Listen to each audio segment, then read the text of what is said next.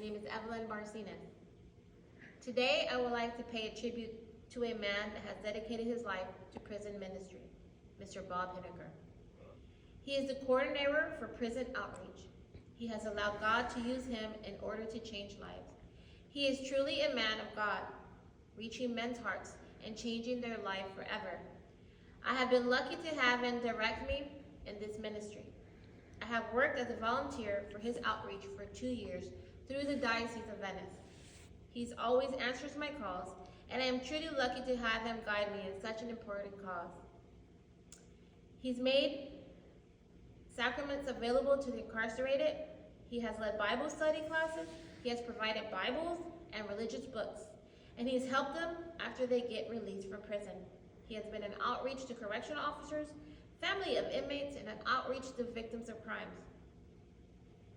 I've seen firsthand the goodness of this man. When you speak to him, he always is grateful and kind. His voice is gentle and loving. I've never seen him upset and never seen him speak harshly to anyone. He is truly an example of God's love for humanity. No one is treated less, and no one is looked down for the mistakes they have committed. You can follow him and his works through the Diocese of Venice website. He not only heals the needy souls around him, but he recognizes how these inmates also allow him to feel the healing in his own life.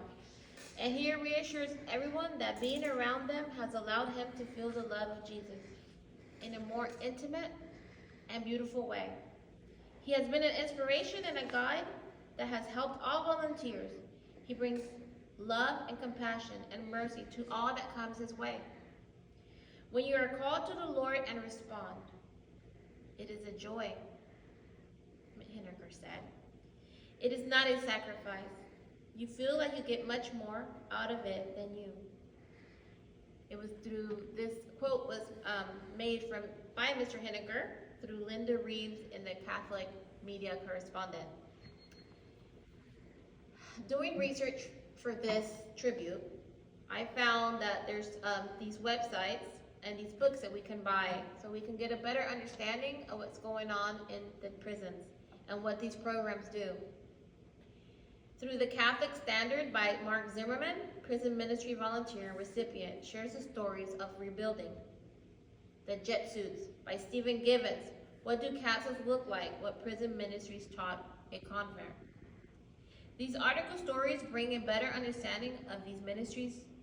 They truly help the lives of the incarcerated and their loved ones.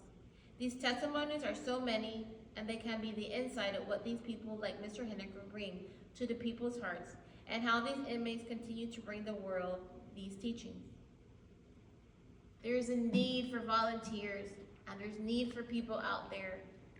There's a need to go into prisons and be with the ones that have been forgotten. These topics is so dear to my heart. I also feel the need to help the most needy and the forgotten. Through Mr. Hineker's guidance, I have fully fulfilled the void and have been able to serve the Lord as he wished.